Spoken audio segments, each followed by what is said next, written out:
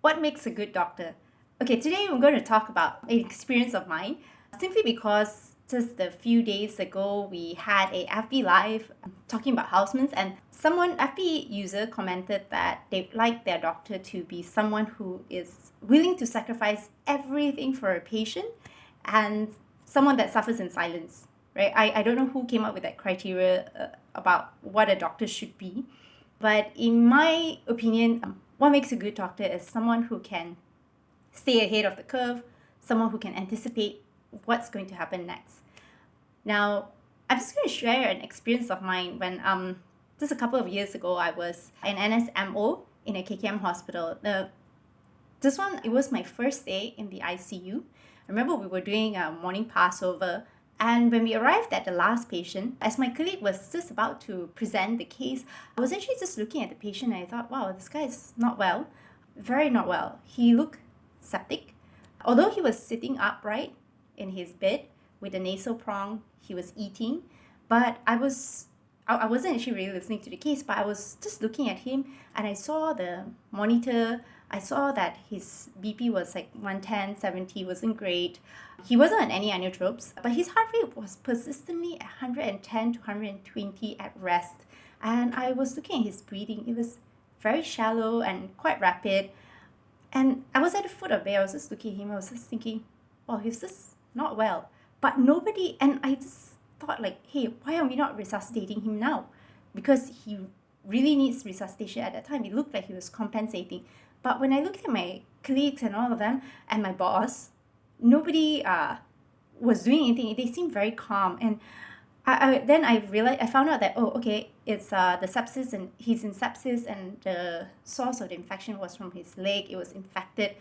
And I just thought, when I was looking at him, I remember thinking, oh my God, this boat is about to sail. You know, it looked like a ship that, you know, they had the docks and then people were loading cargo onto the ship and passengers were getting into it. You know, you know that in a few minutes the ship is going to sail, right? So that was what I saw when I was looking at him. And so then I looked at his charts, like, oh my God, like his heart rate was persistently high throughout the night. When they fluid challenged him, nothing worked. He had like positive balance. The IO was positive balance. His BP was also just there, and his breathing was also quite rapid. And I was like, oh no, this guy is not going to make it if we don't do something now. So I was like, I told my boss, like, boss, I think we need to do something now. We need to take over ventilation. We need to change the antibiotic. We need to get rid of the sauce.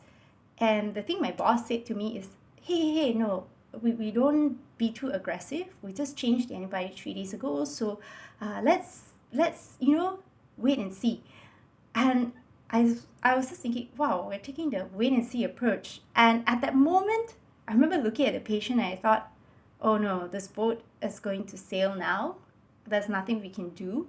Maybe in a week, he's going to die. And true enough, in a week's time, he deteriorated really badly. And that's when I saw that they were scrambling and trying to save this patient. Obviously, he didn't make it. They decided to just take over ventilation. They were trying to remove the source of sepsis. And I just thought, man, this guy already decompensated. What else can you do, right? Well, the point of me telling you this is that that's what it makes a good doctor, right? You need to be ahead of the curve.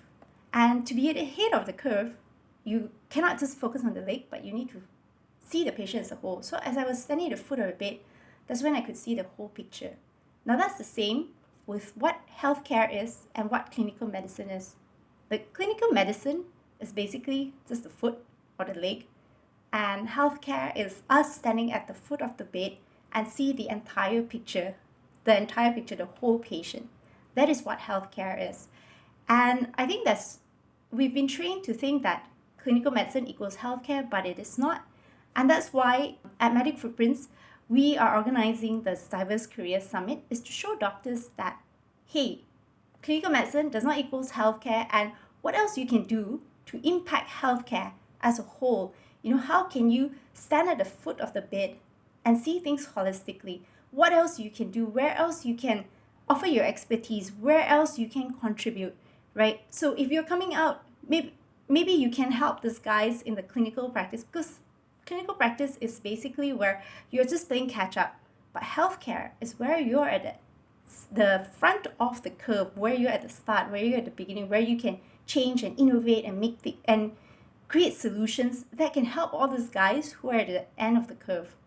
So I would really welcome you guys to come and join us for this Diverse Career Summit, because this is where you get to see what are the options for you out there.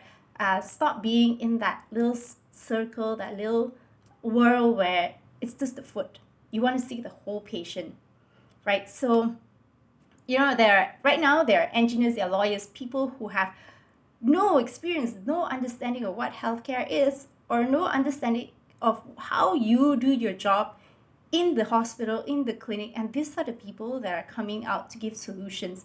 So now it's time for us to step out of our little hole, our little world, come out, see what healthcare is, how else you can contribute, what you can do, what you can change, and what solutions you can provide.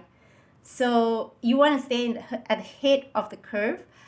Now, if you do, come and join us at the Diverse Career Summit for Doctors. This 20th of August 2022, it's an IDCC Shah alum. There's going to be a lot of doctors who have transitioned out of clinical medicine into the healthcare space. So I hope to see you there.